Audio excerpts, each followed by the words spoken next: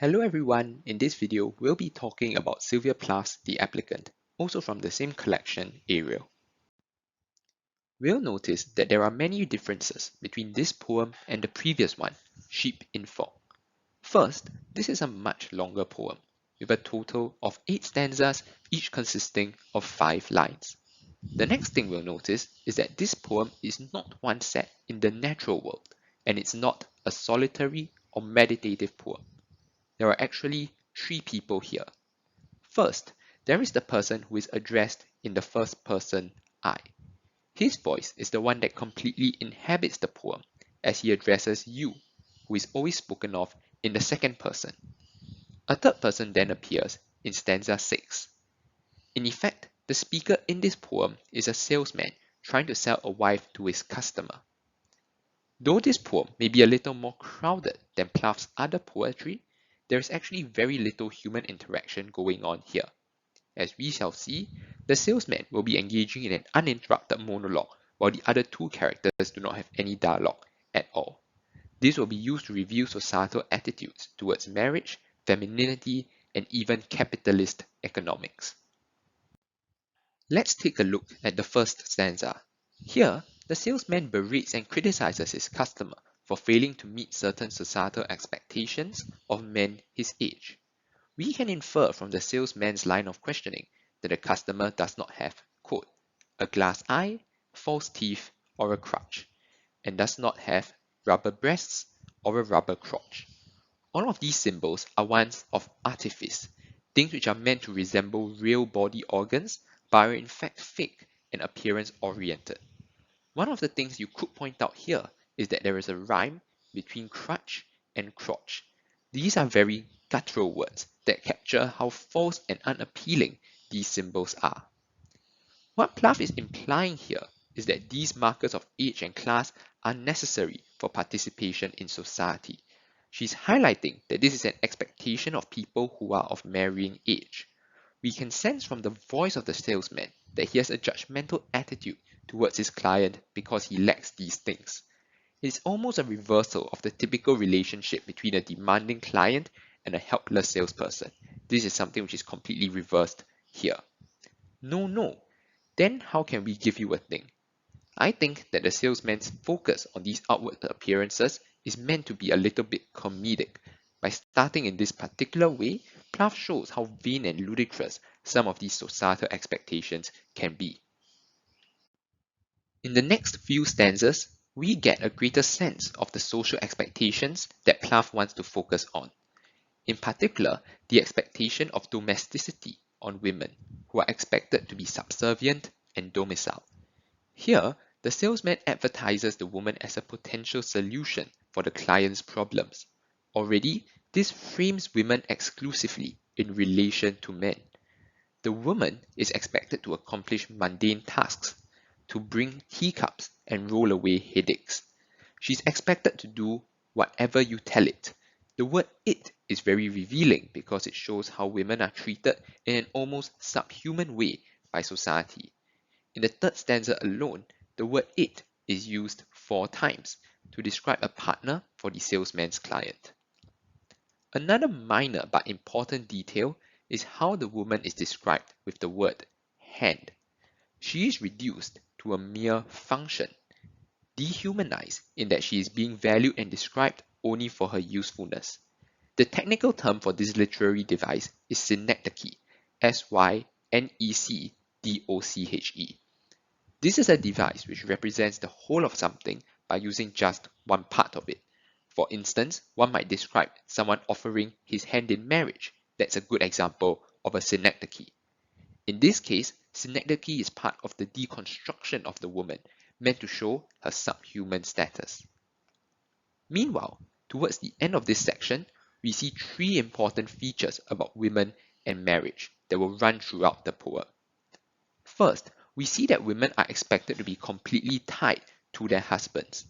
The moment their husband dies, they are expected to also dissolve of sorrow. Perhaps this is a comment on the stereotypes of femininity, where women are expected to be soft, emotional, and devoted. Second, we get a hint that marriage is supposed to be lifelong and inescapable. The moment the male partner dies, the female partner also does. This is presented as something stultifying, something immutable that cannot be changed. The word guaranteed here is significant because it shows the certainty that marriage will definitely end in death. Third, we see that marriage is something that is commodified. Words like guarantee make it sound like a financial investment or a product purchase, as in customer satisfaction guaranteed.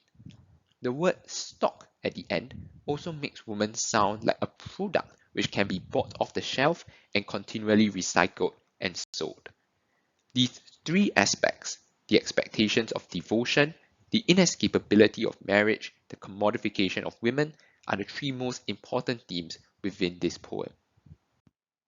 In this next section, we see a development of one of these particular themes, the inescapability of marriage. The suit here is used as a metaphor for marriage. It is ironclad, black and stiff, something that cannot be dented or discarded easily, like armor. The play on the word proof is a powerful way of showing how unbreakable the bond of marriage is.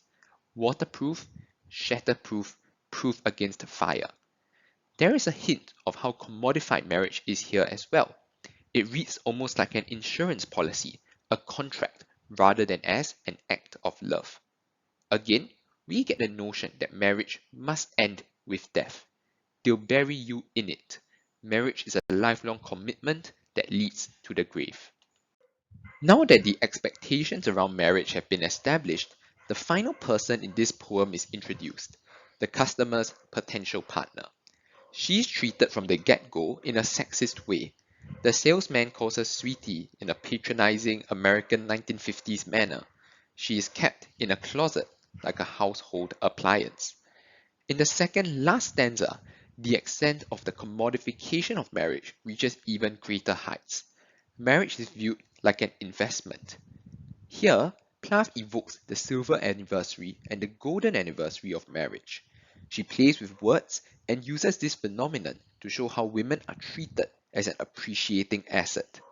By the end of this stanza, we get perhaps the clearest indication of how stultifying and immense the burden on women is.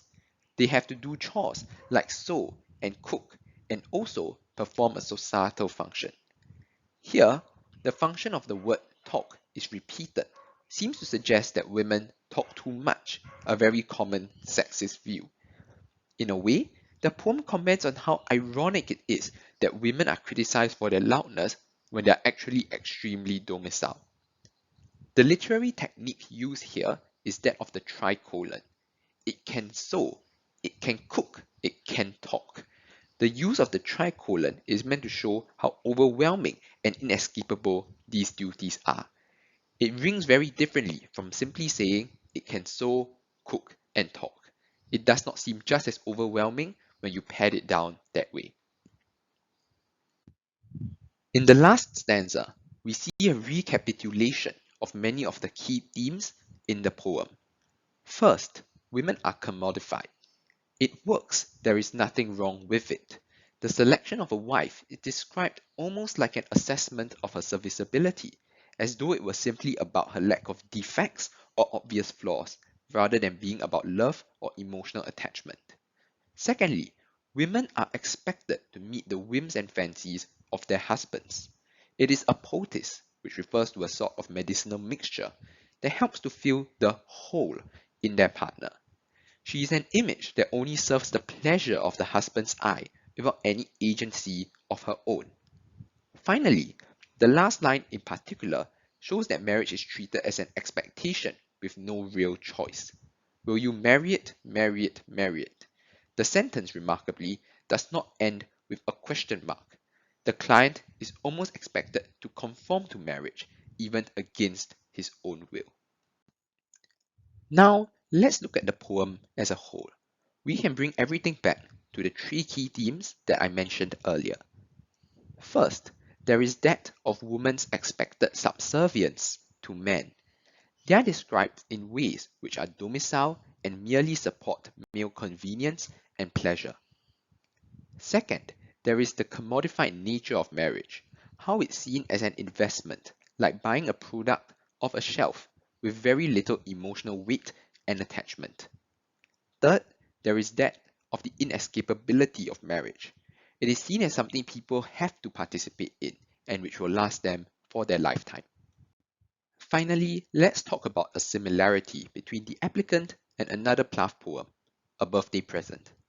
A Birthday Present is definitely one of the other poems that discusses how marriage is something that's expected of women and how they are therefore placed in a very subservient position.